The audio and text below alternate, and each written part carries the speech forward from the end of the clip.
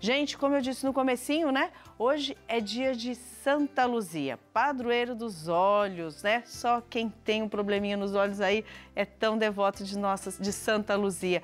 Olha, para que tenhamos uma visão saudável é muito importante a gente também ter alguns hábitos e cuidados, né, gente, essenciais com os nossos olhos. Um órgão tão importante e também tão sensível. Os nossos olhos são expostos a diversos tipos de contato. Também pode ser o natural, que é o ar, a temperatura, né? E também tem esse contato físico, que é o toque. Por que não, né? Do cosmético também, né? A gente passa protetor solar, maquiagem. Cuidar da saúde dos olhos, como eles merecem. Por isso que nós estamos aqui hoje, eu recebo o Dr. Marcos. Seja bem-vindo, doutor, bom dia. Muito obrigado, bom dia. Tudo bem? Tudo ótimo. Então vamos mostrar e falar um pouquinho dessa saúde dos nossos olhos, né? Com certeza, vamos dar várias dicas para melhorar a saúde dos olhos. Doutora, a estatística apontada pela Organização Mundial de Saúde alerta que um grande número de pessoas sofre com algum tipo de distúrbio na visão. Na opinião do senhor, por que tantas pessoas fazem parte dessa estatística? Olha, nos dias atuais essa estatística tem aumentado, principalmente com os níveis de estresse que estamos vivendo. O estresse prejudica a saúde dos olhos? Muito, prejudica muito. Vários estudos indianos recentes têm mostrado a importância do relaxamento, meditação, técnicas do cuidado com a mente, impactando positivamente na saúde dos olhos. Doenças como o glaucoma, que são consideradas doenças crônicas, mostraram um grande benefício quando associados os tratamentos comuns, convencionais, aos tratamentos de controle do estresse e algumas técnicas de relaxamento e cuidado com a mente. Né? Interessante. É importante lembrar que os olhos são uma extensão do cérebro.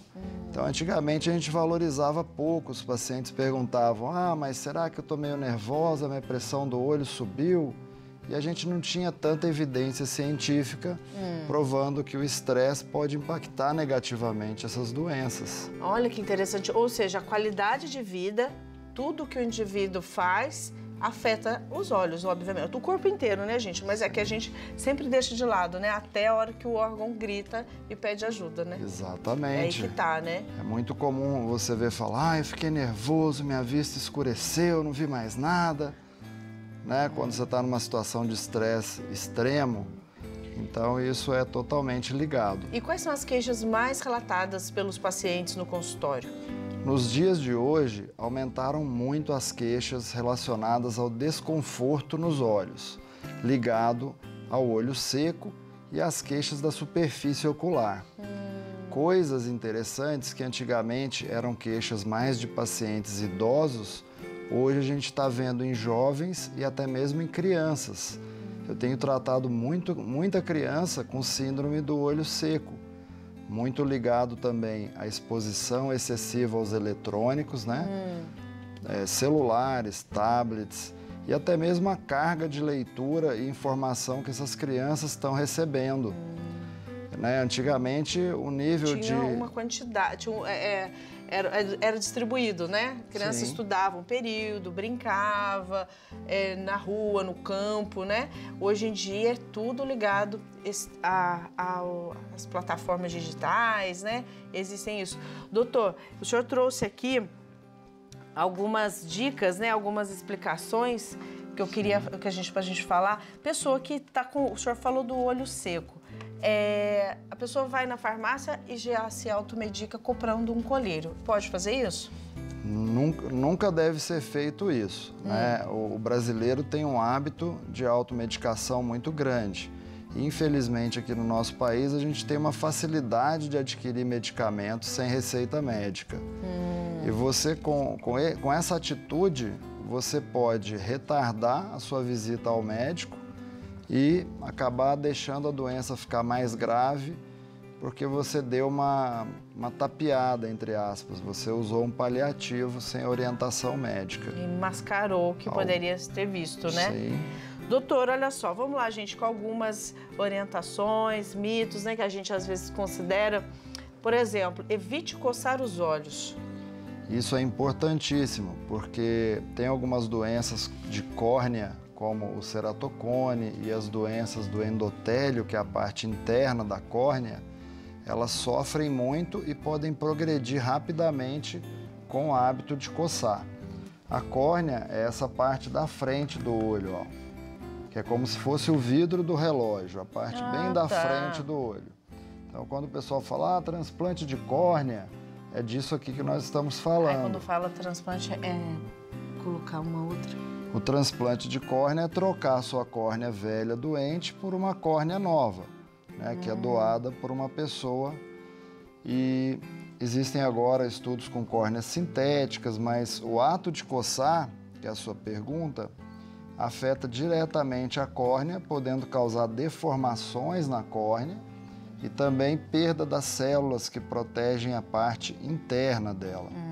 E isso faz com que ela deixe de ser transparente e você tenha que, às vezes, ser submetido a um transplante. Nossa, é bem sério mesmo. É seríssimo. O ato de coçar, existem algumas épocas do ano que a oftalmologia mundial entra em campanha contra o ato de coçar os olhos. Que incrível! Esse ano a gente já teve. E a gente não tem ideia, né, gente? Às vezes, tão automático, a gente coloca a mão nos olhos para coçar, mas primeiro que não pode, higiênico mesmo, né? Hoje em dia, ainda mais a gente aprendeu muito com a pandemia, essa questão de não colocar a mão nos olhos. Bom, lavar bem os olhos, como funciona? É importante você manter a higienização da área dos olhos. E isso pode ser feito com água filtrada ou água da sua torneira mesmo, desde que não tenha muito cloro, né? Mas não precisa ficar usando soro ou outros produtos. A água é o melhor produto porque ela lava, de preferência, água fria, e ela não deixa resíduos. Então, o hábito de lavar os olhos, né? Sempre lembrando antes do que a gente aprendeu na pandemia, lavar bem as mãos, mesmo que você ainda não tenha saído de casa, higienize bem as suas mãos, depois vai lavar os seus olhos com água pura, ou filtrada, ou a água da sua torneira que você faz uso. Isso, para manter também, para ficar mais confortável, né? Tem uma boa alimentação. Qual a influência da alimentação, doutor? Total, né? A influência da alimentação é total na nossa vida e com os olhos não seria diferente. A gente tem uma máxima que diz que nós somos o que nós comemos, né? Então, os alimentos frescos, naturais, oferecidos pelo nosso Criador, principalmente alimentos verdes, couve, brócolis, cenoura, beterraba, eles são essenciais.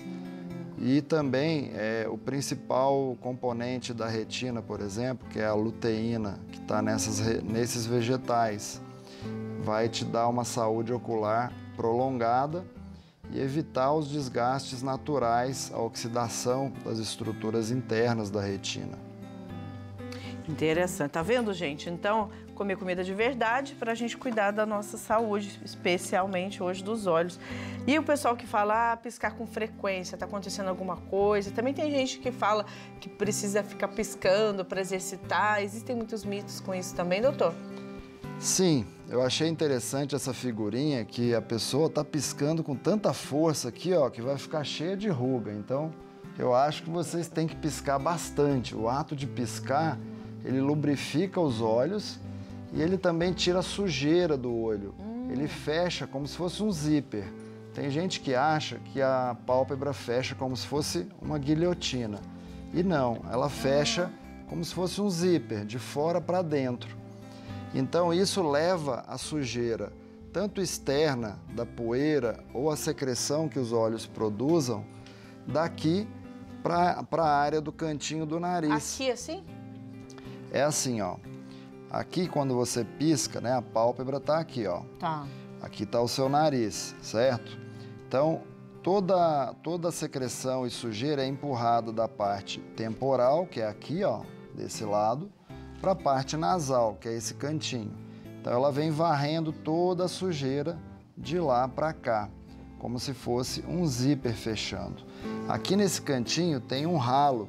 Eu brinco com os pacientes que aqui é um ralo, para escoar todo toda a lágrima e a sujeirinha, que é o ponto lacrimal. Então, quando você pisca muito, você está ajudando a lubrificar seus olhos e você também está fazendo uma limpeza dos olhos, saindo da região temporal para a região nasal e caindo no ralinho. Tá? Então, se você pisca bastante, lava os olhos, usa um bom colírio lubrificante indicado pelo seu médico, você vai ter uma boa higiene e a superfície ocular vai ficar saudável. A superfície ocular é uma das coisas mais importantes para a qualidade de visão, não só para o conforto. Então, para vocês, por exemplo, que trabalham no estúdio, muita luz, ar-condicionado, tem que ler muito, você fica com o olho naturalmente mais ressecado. Né? Usa maquiagem.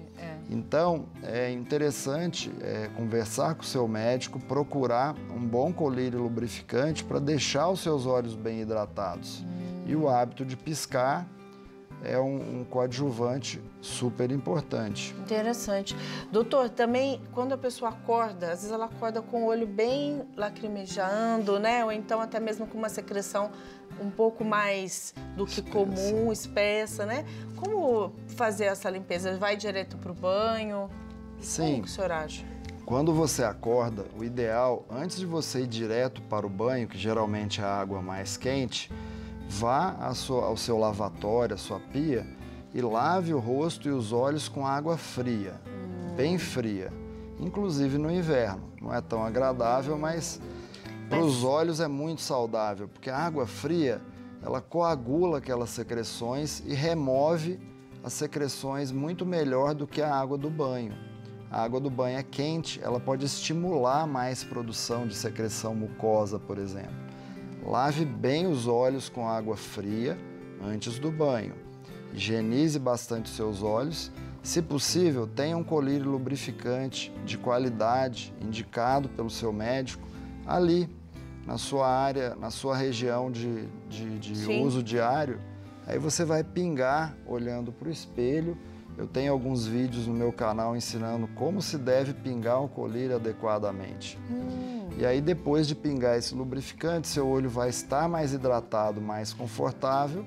Aí você vai tomar seu banho, vai fazer a sua maquiagem, a sua higiene pessoal. Aí mantém a rotina. Mas é interessante, né? A água mais fria para isso. E vem cá, olha, vamos lá. Olhar para longe, quais os benefícios aqui da gente olhar para longe? Olhar para longe é fundamental porque é uma atitude de relaxamento da musculatura interna dos olhos. Então, quando você está olhando para perto, seja para o celular, para um livro ou computador, você está tendo um esforço visual porque a musculatura interna, chamada musculatura ciliar, que fica atrás da íris, que é essa parte colorida do olho. Aqui, doutor? Aqui, ó, a gente tem a córnea, né? Eu vou tirar a córnea. Logo atrás da córnea a gente tem a íris. E aqui dentro, atrás da íris, a gente tem essa musculatura, que é a musculatura ciliar. Ela serve para acomodar, para fazer o olho focalizar para perto, como se fosse um zoom, para aproximar a imagem e você conseguir ler. Isso gera um esforço e esse esforço pode gerar cansaço. É igual uma musculação. Quando você puxa lá o peso 5, 10 vezes, começa às vezes a doer o músculo. Aqui também. Esse músculo faz a contração do cristalino, o cristalino fica mais gordinho, mais globoso e ele traz a imagem para perto. Isso requer um esforço muscular. Quando você olha para longe, por alguns minutos, olhando para o infinito, olha para uma paisagem, para a janela, olha para o padre lá que está longe. Isso é uma atitude de relaxamento, alivia o esforço visual. É verdade. Então, mas quando a gente está lendo um livro, né, Padre Ulisses, está ali muito próximo, assim, acabei o livro, tiro o óculos, posso... Aí é ideal que a gente faça um exercício de olhar um pouco para longe para fazer esse movimento ou não? Sim, é saudável. Você vai descansar e vai alternar momentos de esforço visual com momentos de relaxamento. É fundamental ter esse hábito. A cada 40 minutos, 30 minutos de leitura próxima, você relaxar de 5 a 10 minutos olhando para o infinito ou olhando para uma paisagem. E é até gostoso, né? Aí você já faz aí uma meditação, relaxa um pouquinho, né? Observa as coisas de longe, porque faz a gente pensar também. É importante, gente. E olha, doutor, tô vendo aqui, tem um travesseiro. A higiene, tanto de maquiagem, o senhor falou um pouquinho de colírio, todo tipo de cuidado é importante a gente ter. Às vezes a gente não tem noção de como certos detalhes fazem a diferença para a nossa saúde dos olhos, né? Sim, sim. Sem dúvida, a maquiagem, evitar de dormir com maquiagem, evitar de usar maquiagem nos cílios todos os dias. Se é preciso, tem gente que trabalha com maquiagem, é obrigado a estar maquiado, fazer uma remoção adequada dessa maquiagem. Existem produtos em gel específicos para remoção de maquiagem, para que você dê um tempo para os seus olhos respirarem. E as maquiagens que vão muito em contato com os olhos, geralmente podem causar irritação. Deixa eu perguntar uma coisa, assim, para quem já tem uma doença, né, nos olhos, e essa doença vai fazendo a pessoa perder a visão. Tá tudo bem, a pessoa vai perdendo, né? Ela está sendo acompanhada por um médico. Doutor, essa pessoa ela vai desanimando e ela vai perdendo a vontade de sair, né? Então a luz lá de fora, às vezes o sol incomoda, né? Ou uma luz realmente artificial, ou um ambiente muito escuro. O que o senhor orienta? Essa pessoa ela deve tentar entrar numa rotina e não ficar só dentro de casa, no escuro, porque ela já está incomodando a perda da visão, ou ela realmente deve parar e fazer alguma coisa para melhorar isso? Olha, uma pergunta super importante e muito pertinente. Nos dias de hoje, a gente teve uma escola com essa situação de doença, essa crise sanitária que tivemos, né? E a gente descobriu, mais do que nunca, a importância de tomar sol, a importância da luz solar, que é esse bem que Deus nos deu. Então, para os olhos e para a saúde em si, a exposição solar diária em períodos moderados é fundamental por causa do metabolismo da vitamina D. A vitamina D hoje é uma das mais badaladas, né? Mas deveria ter sido assim sempre. Sempre. Porque a vitamina D é um cofator importante para todas as reações químicas do corpo. Para o olho é fundamental. Então você me perguntou se a pessoa já está com problema de visão e ao invés de sair, de se expor ao sol, ela ficar reclusa dentro de casa, esse é um dos grandes problemas. Se você vê as estatísticas de aumento de miopia, por exemplo, em países desenvolvidos como o Japão, países que têm acesso à tecnologia, é muito maior do que de países em desenvolvimento, como é o nosso caso, né? Tirando aqui no Sudeste, se você for para o norte do país, Pará, Amazonas, Nordeste, o índice de miopia deles é muito menor do que o nosso e infinitamente menor do que o Japão, por exemplo. Por quê? Lá o pessoal não se expõe à luz solar. Eles brincam nos computadores, né? Estudam em ambientes fechados. Aqui a gente ainda tem uma exposição maior por ser um país tropical e por também não ter tanta oferta de tecnologia. Então, isso que você falou de se expor em ambiente externo... Isso é difícil, né? A pessoa já tem ali, está lidando emocionalmente com essa dificuldade, está percebendo que a visão está sendo... vai se deteriorada. Exatamente, com o tempo. E aí precisa dessa ajuda. É o que nós estamos falando no programa de hoje também, para você aceitar ajuda. Está aí uma ajuda geral, nacional, para você mudar e começar a se exercitar, sair mais de casa assim, com a ajuda de alguém, para você melhorar o que já não está tão bom, né? Precisa melhorar. Doutor, muito obrigada. Foi ótima a sua presença aqui. Eu que agradeço. Sempre estarei aqui. Que bom, doutor Marcos, Obrigado. nos ajudando, que Santa Luzia interceda por todos nós. Nós vamos...